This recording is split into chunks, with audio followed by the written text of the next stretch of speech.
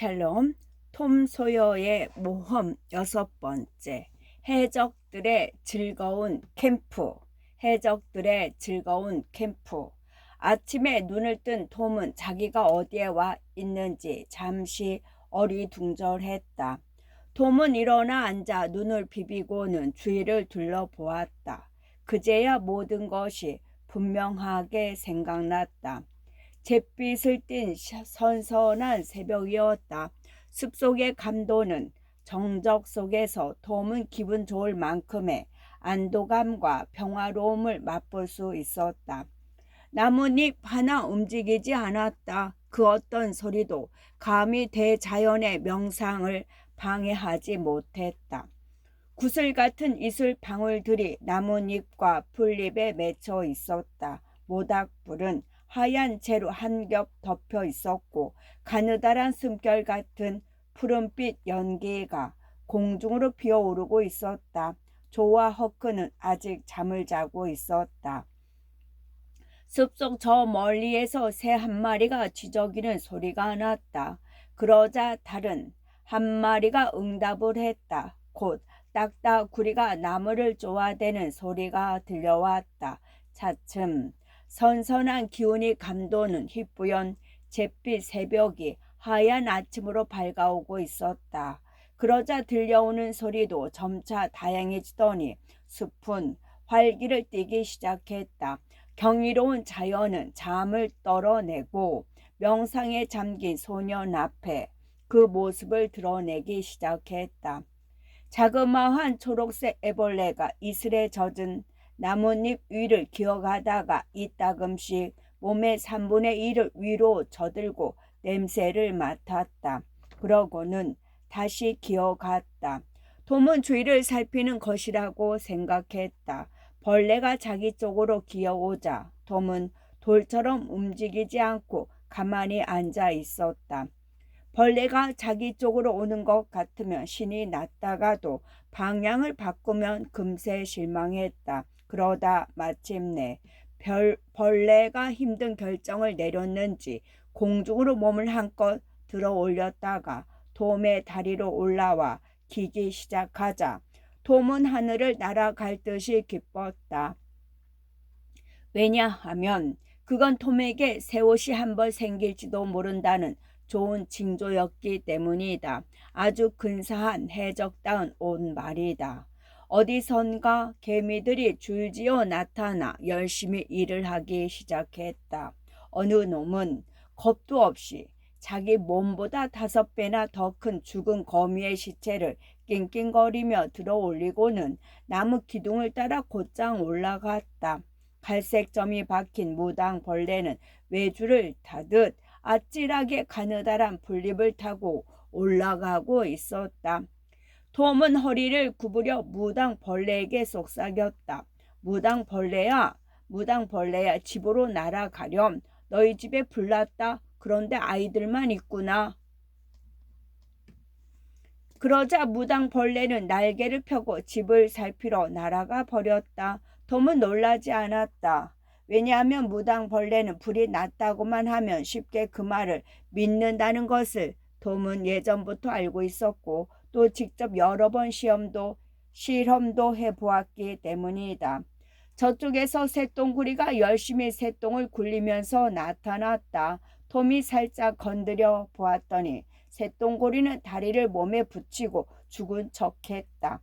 이때 새들이 요란하게 지저귀기 시작했다. 북부 지방에서는 앵무새라고 불리는 개똥 집바귀가 톰의 머리 위에 있는 나무로 날아와 신이 나서 다른 새들의 노래소리를 흉내내며 지저귀었다.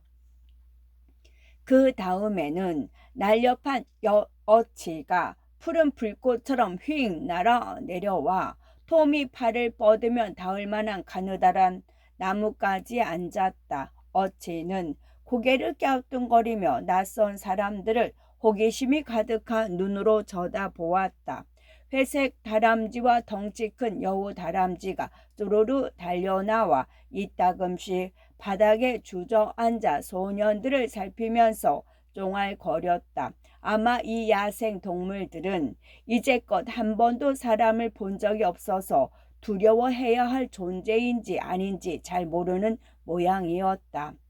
대자연은 이제 모두 활짝 깨어나 부스럭거리며 움직이기 시작했다.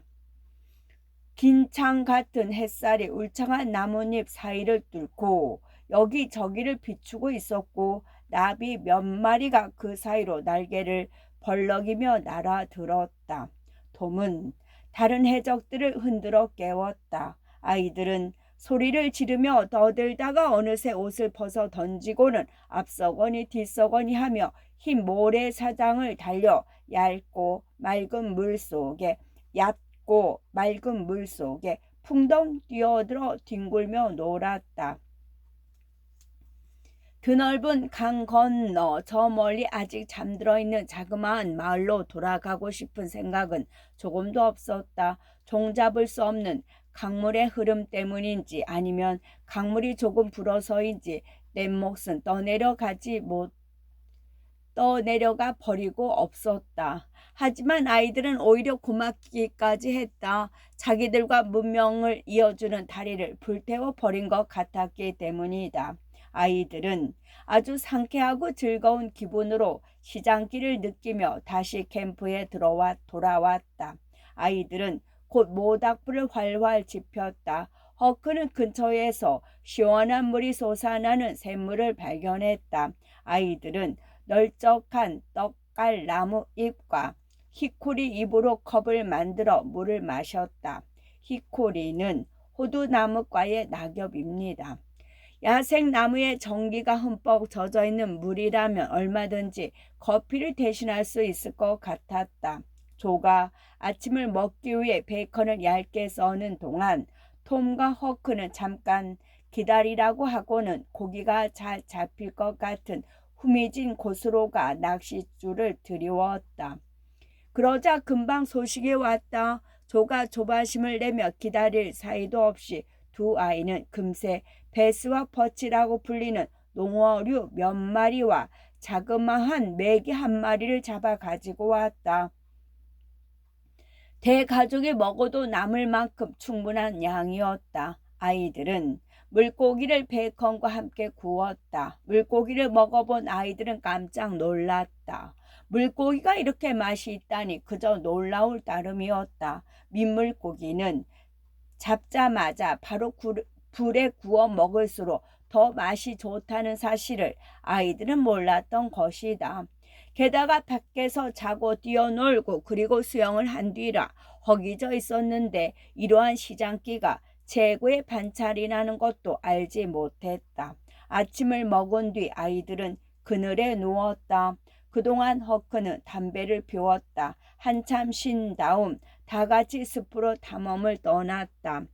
아이들은 즐거운 마음으로 씩씩하게 걸었다. 썩은 통나무를 넘고 무성한 관목숲을 헤치고 꼭대기에서 땅바닥까지 덩굴 휘장을 들이운 채 늠름한 제왕처럼 서 있는 나무 사이를 걸어갔다. 이따금씩 푸르른 풀밭에 꽃이 보석처럼 군데군데 피어있는 아늑한 숲속의 빈터도 나왔다. 즐거운 일은 얼마든지 있었지만 특별히 놀랄만한 일들은 없었다. 아이들은 섬의 길이가 약 5km쯤 되고 폭은 400m쯤 된다는 것을 알아냈다. 그리고 섬에서 가장 가까운 육지는 겨우 200m 정도의 거리밖에 떨어져 있지 않다는 것도 알게 되었다. 아이들은 시간마다 수영을 했고 한낮이 되었을 무렵 캠프로 돌아왔다. 너무 배가 고파 낚시를 할 수도 없었다. 다들 차가운 햄으로 든든하게 점심을 먹고 그늘에 앉아 이야기를 나누었다. 하지만 차츰 이야기도 시들해지더니 마침내 뚝 끊어지고 말았다. 숲의 감도는 고요함과 엄숙함 그리고 외로움이 아이들의 마음을 싱숭생숭하게 만들었다. 아이들은 각자 생각에 잠겼다. 아이들의 마음 속에는 딱히 뭐라고 말할 수 없는 막연한 간절함이 생겨나기 시작했다. 간절함은 어렴풋하게 그 모습을 드러냈는데 그건 집에 대한 그리움이었다. 붉은 손 허크베리핀도 현관 계단과 들어가 잠자던 큰 통을 그리워하고 있었다. 하지만 그런 약한 생각을 했다는 것이 부끄러워 아무도 속마음을 털어놓지 않았다. 멀리서 이상한 소리가 들려왔다. 아이들은 한동안 별 생각 없이 그 소리를 듣고 있었다. 시계가 똑딱거리는 소리처럼 특별히 신경 쓰지 않으면 들리지 않는 소리였다. 하지만 정체를 알 수 없는 그 소리가 점점 더 또렷하게 들려오자 아이들은 신경을 쓰지 않을 수 없었다. 아이들은 흠칫 놀라며 서로 쳐다보다가 다 같이 귀를 기울여 보았다.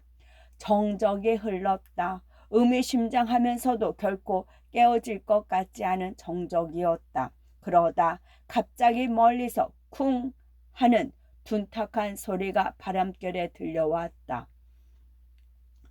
조가 너무 놀라서 숨을 죽이고 물었다. 저게 무슨 소리지? 톰도 속삭이듯 대답했다. 모르겠어.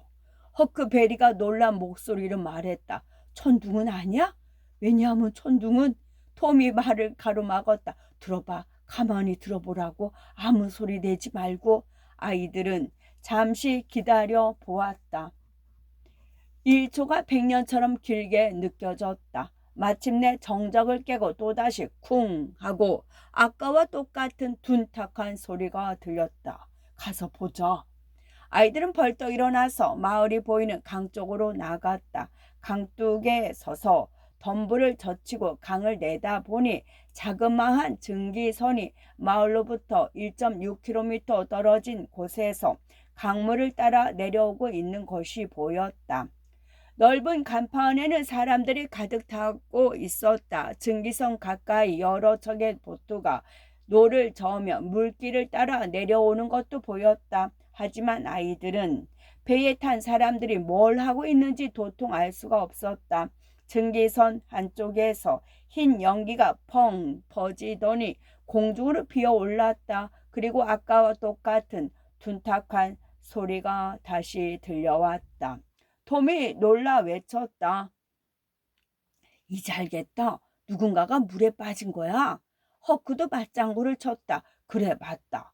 지난 여름에 빌 터너가 물에 빠졌을 때도 저렇게 했어. 물속에다 대포를 쏘는 거야. 그렇게 하면 시체가 물 위로 떠오른대. 그래, 빵 덩어리에다 수은을 넣고 물에 띄우면 물을 따라 떠내려가다가 시체가 있는 곳에서 딱 멈춘다고 했어. 조도 한마디 했다. 나도 그런 소리를 들은 것 같아. 그런데 어떻게 빵이 그렇게 할 수 있는지 모르겠어. 톰이 설명했다. 그건 빵 때문이 아니야. 빵을 띄워 보내기 전에 빵에 대고 주문을 외우기 때문이지. 허크가 끼어들었다. 하지만 빵에 대고 아무 소리도 안 하던데 내가 분명히 봤어. 아무 말도 하지 않았다고. 톰이 말했다. 이상하네. 아마 속으로 외웠겠지. 그래, 틀림없이 그랬을 거야. 주문을 외워야 한다는 건 누구나 다 아는 사실이니까. 아이들은 톰의 말에 일리가 있다고 인정했다. 아무것도 모르는 빵 덩어리가 주문에 도움이 없다면 그렇게 중대한 임무를 제대로 수행해낼 수 없을 것 같았기 때문이다. 조가 말했다. 아이고 속상해. 나도 가서 구경하고 싶다. 허크도 마찬가지였다. 나도 그래. 누가 물에 빠졌는지 궁금해서 미치겠다. 아이들은 가만히 귀를 기울이며 사태를 살폈다. 순간 톰의 머리에 번뜩 스치는 생각이 있었다. 톰이 소리쳤다. 세상에 누굴 찾고 있는지 알겠다. 바로 우리야. 그 말이 끝나기가 무섭게 아이들은 갑자기 자기들이 영웅이라도 된 듯 느껴졌다. 이렇게 멋진 승리가 또 있을까? 모두들 아이들을 애타게 찾고 있었다. 다들 애통해하며 가슴이 찢어지는 고통에 눈물을 흘리고 있었다. 영영 잃어버린 이 불쌍한 아이들에게 저지른 잘못을 떠올리며 자신들을 탓하겠지. 후회해도 뉘우쳐도 슬픔은 강물처럼 불어날 뿐인데. 그리고 무엇보다 사라진 아이들은 온 동네 사람들의 이야기거리가 될 것이고 사내 아이들의 부러움의 대상이 된 것이 가장 신나는 일이었다.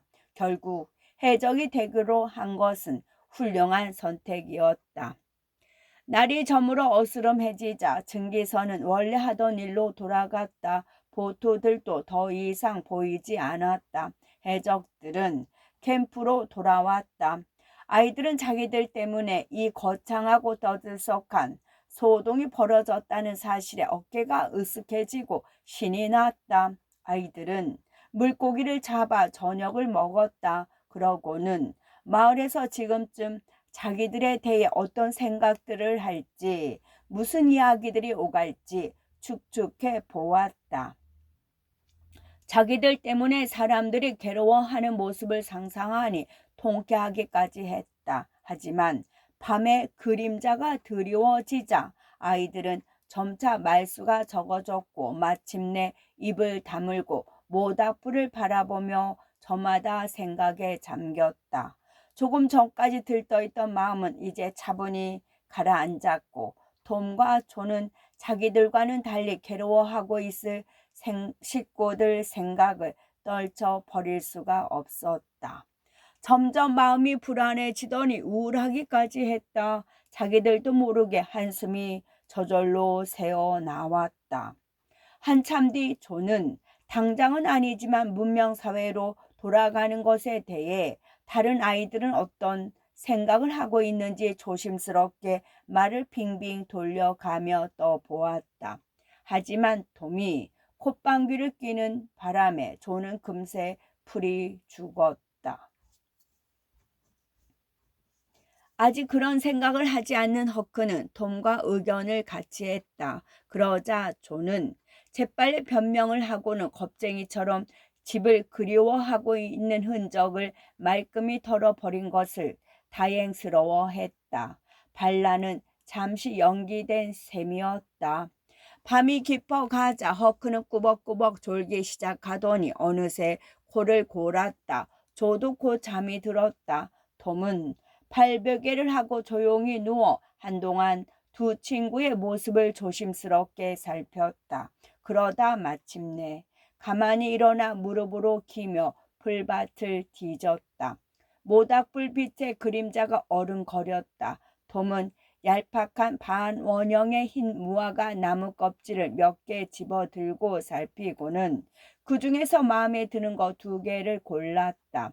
톰은 모닥불 옆에 무릎을 꿇고 앉아 그 위에다 가지고 있던 붉은 석필로 무언가를 열심히 썼다. 그러고는 하나는 말아서 윗옷 주머니에 넣고 다른 하나는 조의 머리에 넣어 조에게서 조금 멀리 떨어진 곳에 두었다.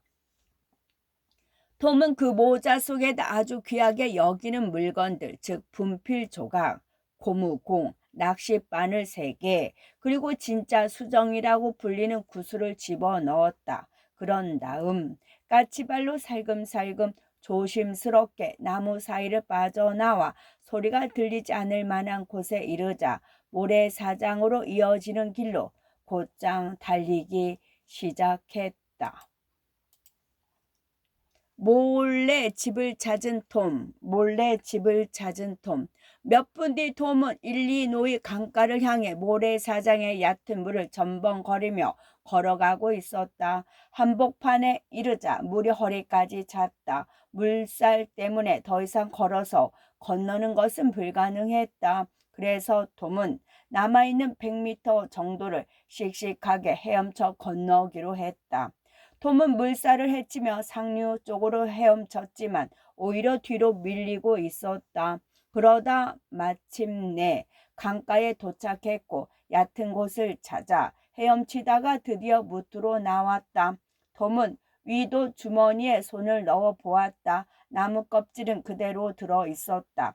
톰은 강변을 따라 나무들 사이를 걸어갔다. 옷에서 물이 뚝뚝 떨어졌다. 10시도 되기 전에 톰은 마을 반대편에 있는 탁 트인 공터로 나오게 되었다. 나무와 높은 강둑의 그림자 속에서 여객선 한 척이 보였다. 반짝이는 별빛 아래 모든 것이 고요하기만 했다. 톰은 사방을 두리번거리며 강둑을 따라 살금살금 기어 내려갔다. 그리고 물속으로 들어가 서너 번 팔을 휘저어 헤엄쳐 가서는 배의 고물에 메어져 있는 자그마한 보트로 기어 올라갔다. 그러고는 보트 바닥에는 널판지 아래에 엎드려 숨을 헐떡이며 기회를 엿보았다. 곧 금이 간 종이 울리더니 출항하고 명령을 내리는 소리가 들렸다. 잠시 뒤 보트는 여객선이 일으키는 파도에 머리를 쳐들더니 앞으로 나아갔다. 톰은 작전이 성공해서 기뻤다. 이 배가 그날 밤 마지막 배라는 것을 알고 있었던 것이다. 12분인가 15분쯤 지나자 톰은 배에서 빠져나와 어둠 속을 헤치고 강가로 헤엄쳐 갔다. 하류 쪽으로 50m쯤 더 내려간 다음 사람들에게 들킬 염려가 없는 곳에서 무트로 나왔다. 톰은 인적이 드문 골목길을 날듯이 달려갔다. 그러자 곧 자기 집 뒤뜰 울타리에 도착했다. 톰은 울타리를 넘어 L자 모양으로 생긴 건물 쪽으로 다가가 응접시 유리창을 통해 안을 들여다보았다. 불이 켜져 있었다.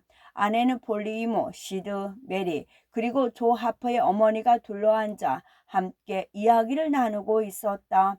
사람들은 침대 옆에 앉아 있었고 침대는 사람들과 문 사이에 놓여 있었다. 톰은 문으로 다가가 살며시 걸쇠를 들어 올렸다. 그러고는 가만히 문을 밀었다. 그러자 문에서 끽 소리가 났다.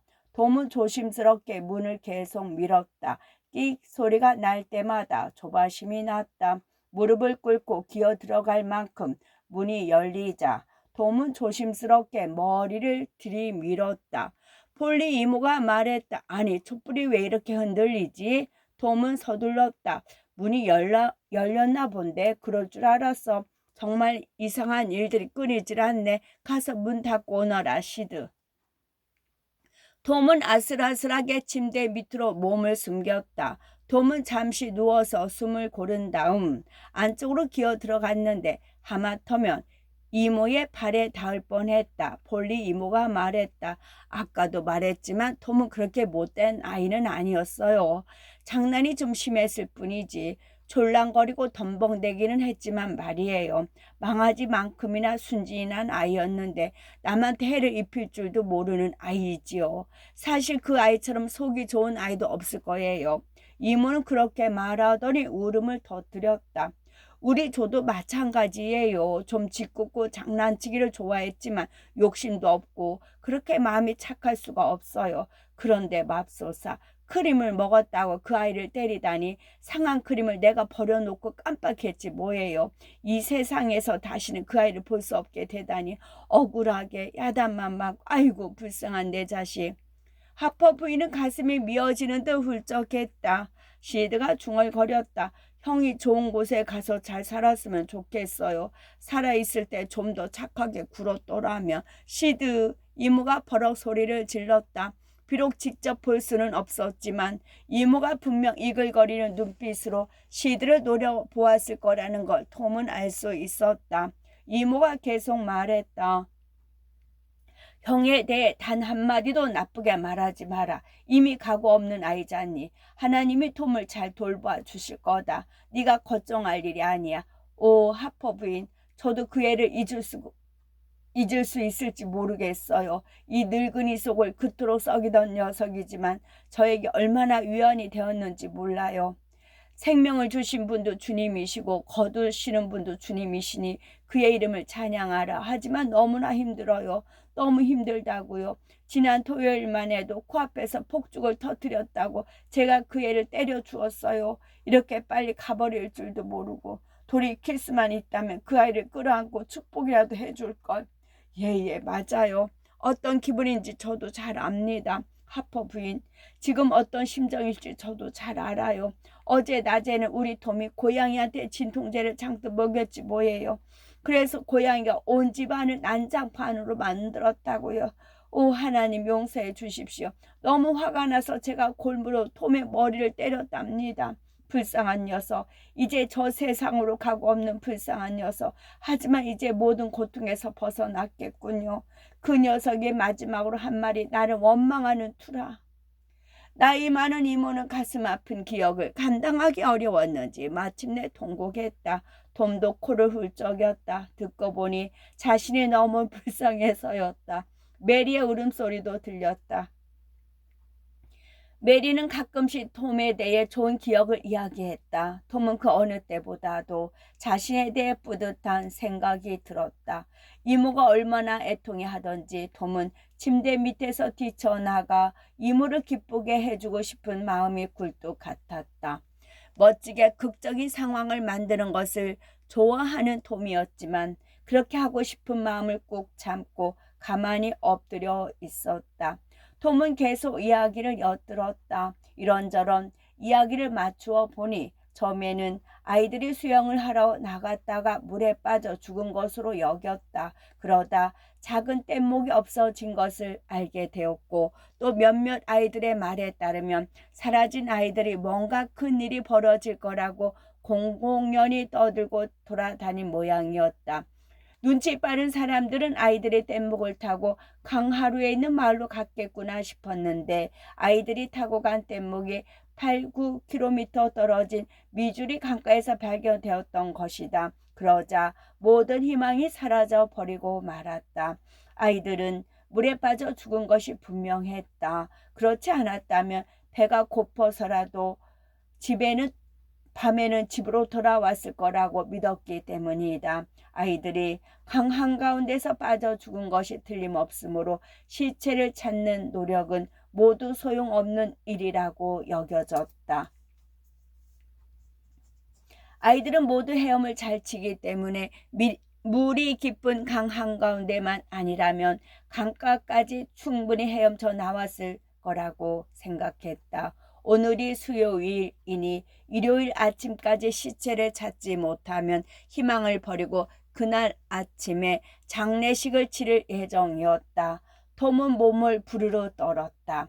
하퍼 부인은 훌쩍이며 작별 인사를 하고 집으로 돌아가려고 일어섰다. 그러더니 아이를 잃은 두 여인은 누가 먼저랄 것도 없이 와라 끌어안고는 서로를 위로하며 실컷 울고 헤어졌다.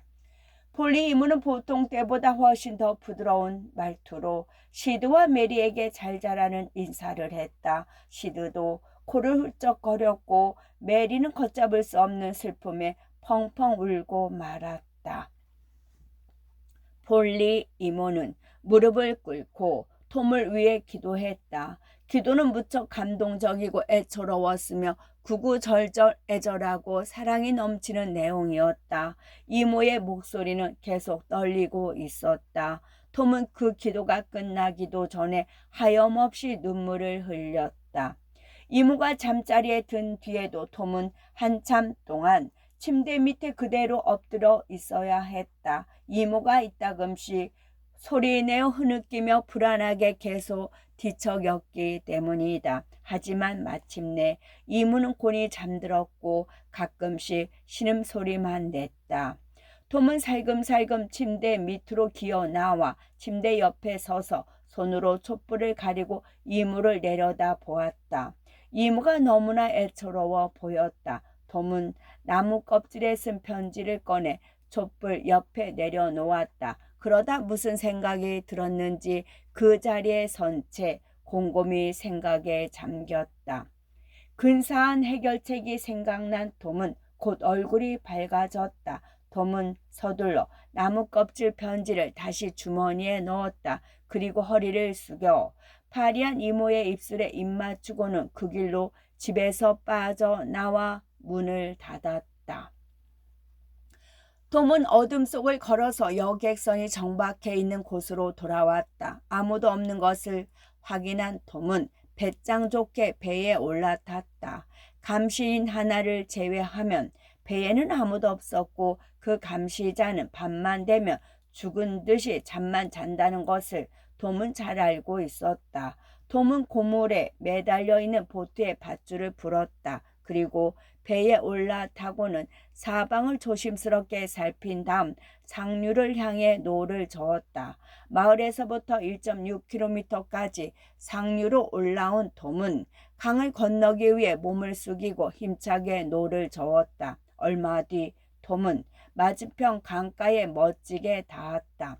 이제 톰은 이런 일에 능숙해져 있었다. 타고 온 보트를 가져갈까 하는 마음이 문득 들었다. 아무리 작아도 배는 배였고 충분히 해적의 전리품이 되고도 남았다. 하지만 그러면 사람들이 배를 잡기 위해 사방을 샅샅이 뒤지게 될 테고 까딱하면 모든 것이 들통날 게 뻔한 일이었다. 그래서 톰은 강가에서 내린 다음 보트를 그대로 두고 숲속으로 걸어 들어갔다. 톰은 어떻게든 깨어 있으려고 애쓰면서 바닥에 주저앉아 오랫동안 휴식을 취했다. 그건 고문이나 마찬가지였다. 그런 다음 조심스럽게 은시처로 향했다. 섬의 모래사장과 나란히 자리한 강가에 도착한 무렵 해가 훤히 밝아오고 있었다. 톰은 해가 완전히 강 위로 떠올라 거대한 강을 황금빛으로 물들일 때까지 기다렸다가 물에 첨벙 뛰어들었다. 잠시 뒤 톰은 물을 뚝뚝 흘리면서 캠프 어귀에 도착했다. 조의 목소리가 들려왔다. 아니야, 톰은 틀림없이 돌아올 거야. 우리 배신할 녀석이 아니라고. 그런 행동이 해적에게 얼마나 수치스러운 일인지 톰은 너무나 잘 알고 있을 테니까. 톰이 얼마나 자존심이 센데 그런 짓을 하겠어? 틀림없이 무슨 일이 있어서 그런 걸 거야. 그런데 무슨 일인지 궁금한데. 어쨌든 이것들은 다 우리 차지다. 그렇지? 그렇다고 할 수 있지. 하지만 아직은 아니야. 허크. 편지에는 아침을 먹기 전까지 돌아오지 않으면 가지라고 했으니까. 아, 내가 돌아왔도다. 톰은 시를 읊듯 멋들어지게 소리치며 캠프로 당당하게 걸어 들어갔다. 곧 베이컨과 물고기로 성대한 아침이 차려졌다. 아침을 먹으면서 톰은 지난밤에 겪은 놀라운 일들을 들려주었다. 물론 조금 과장해서 말이다. 이야기가 끝나자 아이들은 영웅이라도 된 듯 기세가 등등했다. 톰이 그늘진 구석에 누워 정오까지 잠을 자겠다고 하자 다른 두 해적은 낚시와 탐험 준비를 시작했다.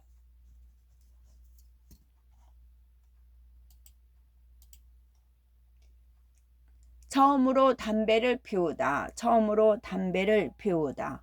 저녁을 먹은 뒤 아이들은 모두 나가 모래사장에서 거북알을 사냥했다. 아이들은 막대기로 모래를 쑤시고 돌아다니다가 부드러운 곳을 발견하면 무릎을 꿇고 손으로 땅을 팠다. 이따금 한 구멍에서 5, 60개의 알이 나왔다.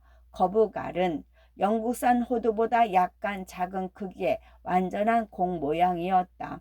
그날 밤 아이들은 그 유명한 거북알 프라이 파티를 벌였고 다음날 금요일 아침에도 한 번 더 잔치를 벌였다. 아침을 먹은 뒤 아이들은 인디언들처럼 소리를 지르며 모래사장에서 이리저리 뛰며 놀았다. 아이들은 서로 돌아가면서 술래가 되어 술래잡기 놀이를 하다가 옷을 훌훌 벗어 던지고 벌거숭이가 되었다. 그러고는 모래사장 상류의 여울목으로 올라가 거친 물살 속에서 장난을 치며 놀았다. 거친 물살 탓에 아이들은 가끔씩 다리가 휘청거리기도 했지만 그럴수록 더 재미있었다. 아이들은 한데 모여 서서 허리를 구부정하게 숙이고는 손으로 물을 튀겨 상대방의 얼굴을 공격했다. 얼마나 신나게 물을 튀겨 댔는지 숨도 쉴 수가 없어 얼굴을 돌린 채 조금씩 상대에게 가까이 다가갔다. 그리고 서로 붙잡고 엎치락 뒤치락 하다가 마침내 힘이 센 사람이 상대방의 머리를 물에 저 박았다. 그러다 어느새 서로 팔다리가 뒤엉켜 물속으로 가라앉았다가는 푸 하고 물을 품어내며 물 위로 나와 깔깔 웃어대며 숨을 헐떡였다. 아이들은 기진맥진해서 밖으로 뛰어나와 바싹 마른 뜨끈한 모래밭에 벌렁 들어 누웠다. 한참 동안 모래로 몸을 덮고 누워 있다가 심심해지면 또 물속에 들어가 하던 장난을 되풀이했다. 마침내 피부가 햇볕에 그을려 마치 스타킹을 신은 것처럼 보일 정도가 되자 아이들은 모래 위에 원을 그려놓고 서커스 놀이를 했다. 아무도 멋진 광대역을 양보하려 하지 않았기 때문에 광대만 새 싣는 서커스가 되었다. 그러고 나서 아이들은 구슬을 꺼내 지겨워질 때까지 구슬치기와 원 안에 집어넣기 놀이를 했다. 그런 다음 조와 허크는 한 번 더 물속에 들어가 헤엄을 쳤다. 하지만 톰은 물에 들어가기가 겁이 났다. 바지를 벗을 때 발목에 차고 있던 방울뱀 꼬리가 떨어져 나갔기 때문이었다. 톰은 이 신통한 부적 없이 얼마나 오랫동안 발에 쥐가 나지 않고 견딜 수 있을지 걱정이 되었던 것이다. 톰은 부적을 찾기 전까지는 물에 들어갈 생각이 없었다. 한참 뒤 부적을 찾았을 때는 다른 아이들은 지쳐서 쉴 참이었다. 아이들은 각자 흩어져 땅에 털썩 주저앉아 드넓은 강 건너 태양 아래 나른하게 누워있는 마을을 애절한 눈빛으로 멍하니 바라보고 있었다. 톰은 엄지발가락으로 모래 위에 베키라고 쓰고 있는 자신을 발견하고는 얼른 쓱쓱 문질러 글씨를 지웠다. 톰은 나약한 자신에게 화가 났다. 하지만 어느새 톰은 또다시 그 이름을 쓰고 있었다. 어쩔 수가 없었다. 톰은 또다시 베키의 이름을 지우고는 아이들과 한데 모여 앉아 이름을 쓰고 싶은 유혹을 떨쳐버렸다. 하지만 존은 침울에 져서 좀처럼 기분이 좋아질 것 같지 않았다. 존은 집이 너무 그리워 슬픔을 이겨내지 못하고 있었다. 금방이라도 눈물이 쏟아질 것만 같았다. 허크도 우울하기 마찬가지였다. 톰도 몹시 울적하기는 했지만 되도록 그런 티를 내지 않으려고 애썼다. 톰에게는 비밀이 한 가지 있었다. 하지만 아이들에게는 아직 털어놓을 때가 아닌 것 같았다. 하지만 이런 비참하고 우울한 기분에서 쉽사리 헤어나지 못할 것 같으면 결국 비밀을 털어놓는 수밖에 없을 것 같았다. 톰은 애써 활기찬 목소리로 제안을 했다. 이 섬에는 분명히 해적이 살았을 거야. 우리 다시 한번 섬을 살펴보자. 이 섬 어딘가에 보물을 숨겨 놓았을 거라고. 금은보화가 가득한 썩은 괴짝을 발견한다면 기분이 어떨까? 응? 하지만 톰의 제안에도 아이들은 별다른 반응을 보이지 않았고 시큰둥해서 아무 대답도 하지 않았다. 톰은 아이들의 관심을 끌어보려고 한두 번 더 유혹의 미끼를 던져보았지만 실패하고 말았다. 참으로 기운 빠지는 일이었다. 존은 앉아서 막대기로 모래를 찔러대고 있었는데 무척이나 우울해 보였다. 마침내 조가 말했다. 얘들아, 우리 이제 다 그만두고 집에 가자. 여긴 너무 외로워. 톰이 말렸다. 안 돼, 조. 조금 있으면 기분이 나아질 거야. 여기서 낚시하던 걸 생각해봐. 난 낚시도 싫어. 집에 가고 싶다고. 수영하기에 여기보다 더 좋은 곳은 없어, 조. 수영도 이제는 별 재미가 없다. 더 이상 수영하고 싶은 마음도 없어. 하지 말라고 말리는 사람이 없어서 그런지 진짜 재미없다. 나 집에 가고 싶어. 이런 젠장. 너 아직도 갓난아기구나. 엄마가 보고 싶어서 그러지? 그래. 난 정말 엄마가 보고 싶어. 그리고 너도 엄마가 있었다면 그랬을 거야. 내가 갓난아기면 넌 젖먹이다. 그러더니 조는 코를 훌쩍였다. 그럼 질질 짜는 놈은 엄마한테 가라고 내버려 두자. 알았지? 허크. 불쌍한 녀석. 엄마가 보고 싶어 죽겠나 보지. 갈 테면 가라고 해. 넌 여기가 좋지? 그렇지, 허크? 우린 여기 그냥 있을 거지? 그렇지? 허크는 정말 내키지 않았지만 마지못해 대답했다. 그럼 조는 벌떡 일어서며 말했다. 죽을 때까지 너랑 다시는 말도 하지 않을 거야. 그럼 난 간다. 조는 뿌르퉁해져서 걸어가더니 주섬주섬 옷을 입었다. 톰이 말했다. 흥, 누가 붙잡을 줄 알고? 나도 너랑 말하기 싫어. 그래. 집에 가서 놀림감이나 대라. 해적 좋아하시네. 허크하고 난 적어도 질질 짜는 아기는 아니다. 우린 여기 있을 거지. 그렇지, 허크? 가고 싶은 녀석이나 가라고 해. 저 녀석 없이도 우린 잘해 나갈 수 있을 거야. 말은 그렇게 했지만 톰은 영 찜찜했다. 조가 성난 얼굴을 하고 옷을 입자 톰은 더럭 겁이 났다. 그리고 떠날 채비를 하는 조의 모습을 부러운 눈길로 바라보면서 입을 꼭 다물고 있는 허크를 보자 더욱 불안해졌다. 어느새 조는 작별 인사도 없이 일로노이 강가를 향해 첨벙첨벙 걸어가기 시작했다. 톰은 가슴이 절렁 내려앉았다. 톰은 허크를 힐끗 훔쳐보았다. 허크는 톰의 눈길이 부담스러운지 눈을 내리깔더니 말했다. 나도 가고 싶어, 톰. 어째 점점 쓸쓸한 생각이 들어서 말이야. 조가 없으면 더 그럴 것 같아. 우리도 가자, 톰. 난 절대 돌아가지 않을 거야. 가고 싶으면 너나 가. 난 여기 있을 거야. 톰, 난 가는 게 좋을 것 같다. 흥, 가고 싶으면 가. 누가 붙잡냐? 허크가 흩어져 있던 옷을 주워 들고 말했다. 톰, 너도 같이 가면 좋겠다. 잘 생각해봐. 강가에 나가 기다릴게. 흥, 죽도록 기다려 보라지. 지치기만 할 테니. 허크는 슬픈 표정으로 걸어갔다. 톰은 일어서서 허크의 뒷모습을 계속 지켜보았다. 톰은 자존심을 버리고 따라가고 싶은 마음이 꿀뚝 같았다. 톰은 아이들이 가다가 돌아오기를 바랬지만 아이들은 느린 걸음을 멈추지 않고 계속 걸어갔다. 톰은 이러다 외롭고 적막해지겠구나 하는 생각이 들었다. 톰은 자존심과 마지막 싸움을 벌이다가 친구들 뒤를 급히 쫓아가며 큰 소리로 불러 세웠다. 기다려, 기다리라고 할 이야기가 있어. 아이들은 이내 걸음을 멈추고 뒤를 돌아보았다. 톰은 아이들이 서 있는 곳까지 가자 비밀을 털어놓기 시작했다. 시무룩한 표정으로 이야기를 듣던 아이들은 톰이 말하는 요점이 뭔지 알게 되었다. 아이들은 인디언들이 전쟁을 들이기 전 환호성을 지르듯 크게 소리를 치며 좋았어, 훌륭해 하고 외쳤다. 그러고는 톰이 미리 말해 주었더라면 떠날 생각도 하지 않았을 거라고 덧붙였다. 톰은 그럴싸하게 변명을 했다. 하지만 사실은 비밀을 털어놓아도 아이들을 오랫동안 붙잡아 두지 못할 거라는 두려움이 있었고 그래서 비밀을 마지막 수단으로 남겨놓은 것이었다.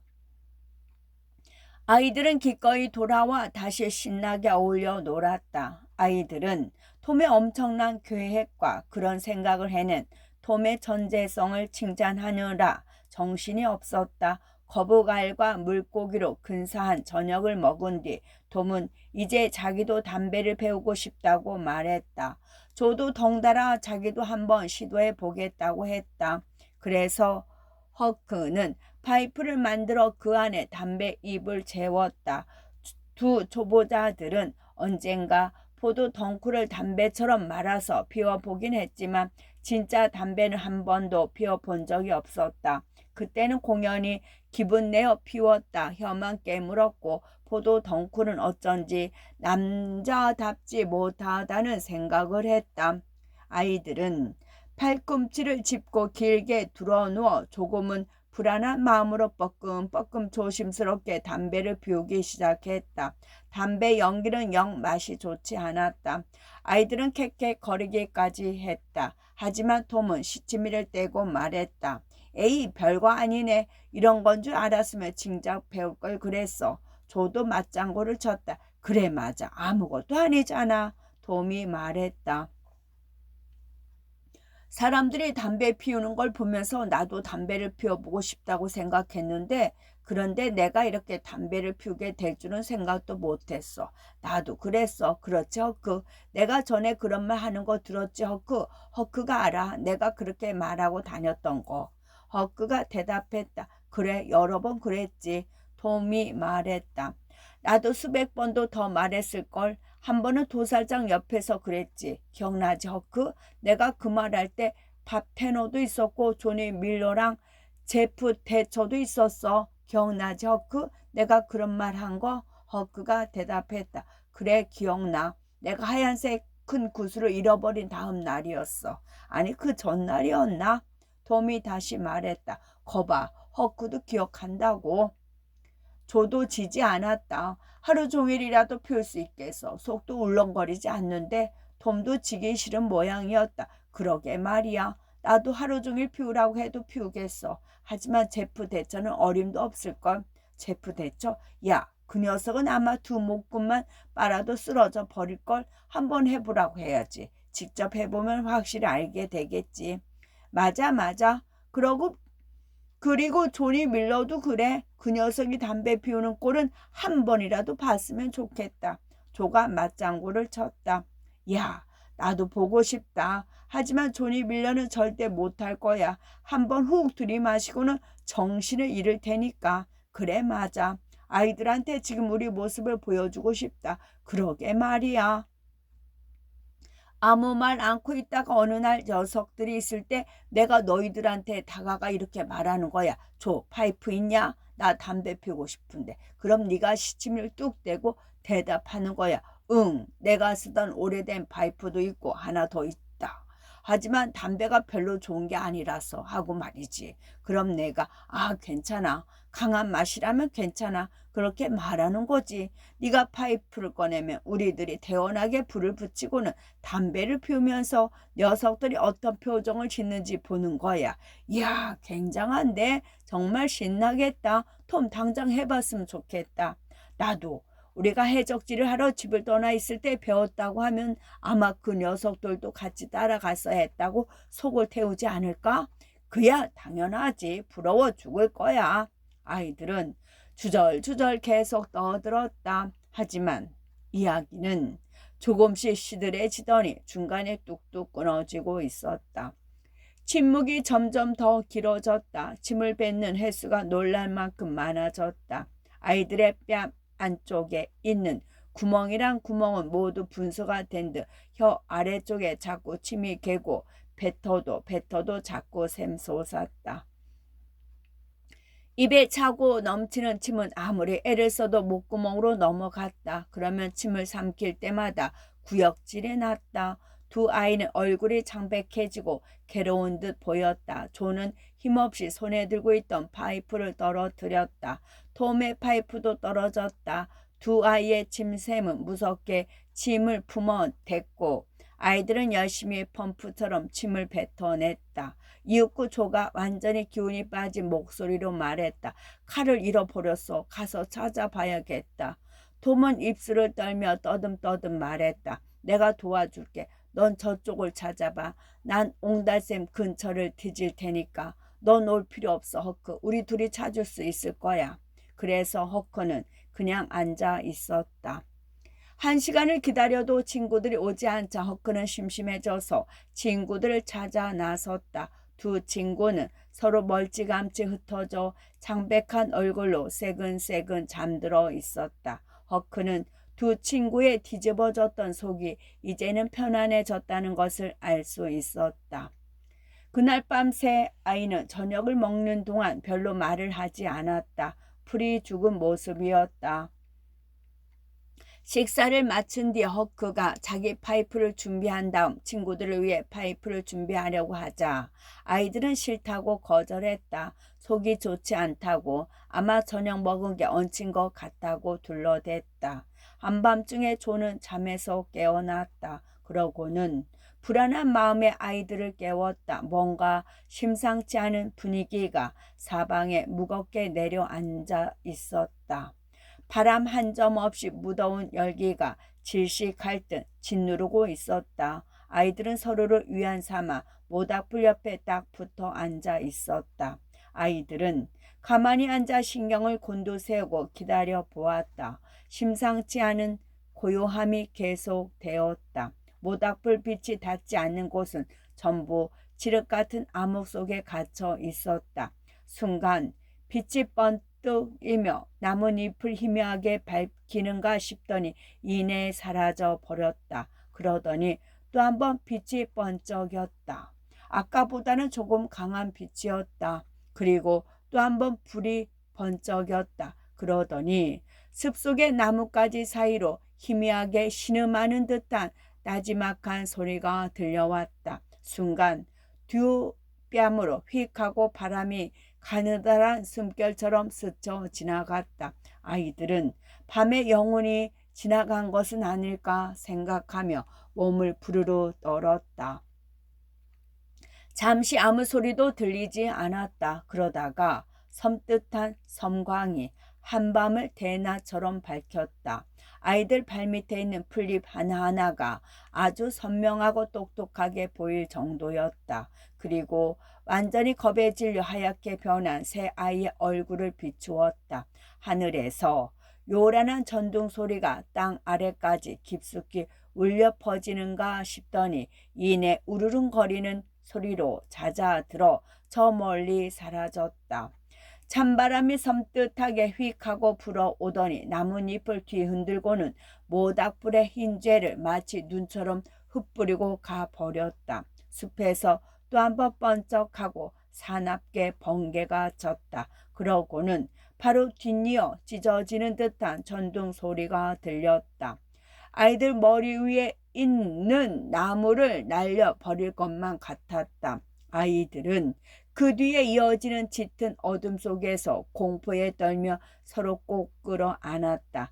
커다란 빗방울이 나뭇잎에 우두둑 떨어졌다. 톰이 소리쳤다. 얘들아, 빨리 텐트 안으로 들어가. 아이들은 냅다 달리기 시작했다. 하지만 짙은 어둠 속이라 아이들은 나무 뿌리와 덩쿨에 엉켜 고꾸라지고 넘어졌다.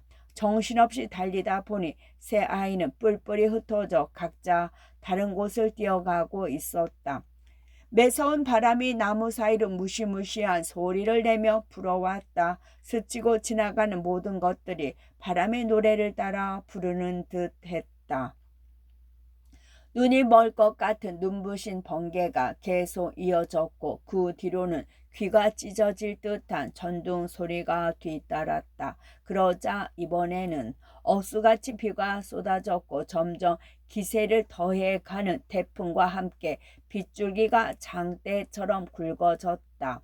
아이들은 큰 소리로 서로의 이름을 불렀지만 으르렁거리며 부는 바람 소리와 폭발할 듯한 전등 소리에 아이들의 목소리는 완전히 묻혀버리고 말았다. 마침내 흩어졌던 아이들은 한 사람씩 모여들었다. 아이들은 추위와 무섬에 덜덜 떨며 물을 뚝뚝 흘리면서 텐트 속으로 안전하게 찾아들었다. 그래도 이렇게 끔찍한 상황에 친구와 함께 있다는 것은 감사할 일이었다. 요란한 소리들과 함께 낡은 돛이 무섭게 휘날리고 있었기 때문에 아이들은 말을 할 수가 없었다. 폭풍우는 점점 더 기세를 더해 갔다. 얼마 안 있어 돛을 묶어놓은 끈이 풀리면서 돛이 돌풍에 날아가 버리고 말았다. 아이들은 서로 손을 잡고 뛰기 시작했다. 아이들은 넘어져 상처투성이가 되면서도 열심히 뛰어 강둑에 서 있는 커다란 떡갈나무 아래로 피했다. 폭풍우와의 전쟁은 절정에 달했다. 하늘에서 불꽃을 일으키며 그칠 줄 모르고 이어지는 불기둥 같은 번갯불 아래에서는 모든 것이 선명하고 그늘진 곳 없이 똑똑히 그 모습을 드러냈다.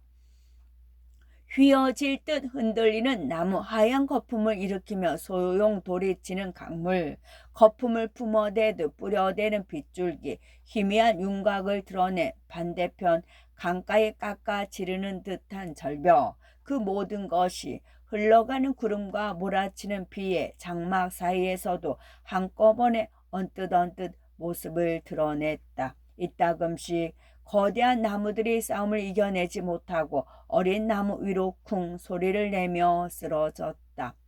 지칠 줄 모르고 울려대는 전도 소리는 귀가 찢어질 듯 날카롭고 격렬한 폭발 소리처럼 가히 위협적이었다.